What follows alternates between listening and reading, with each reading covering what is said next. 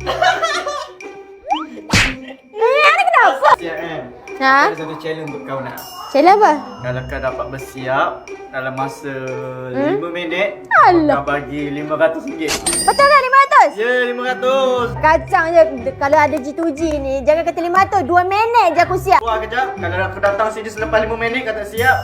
Siap kau. Dia pakai ni. Ni nampak. Baik pakai ni.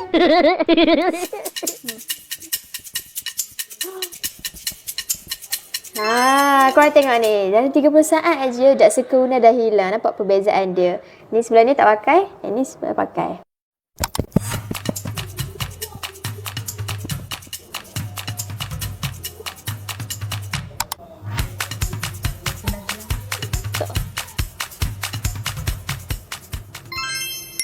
Kita dah siap make up Una. So kita nak panggil Mat. Lajunya kau siap. Memanglah laju ni.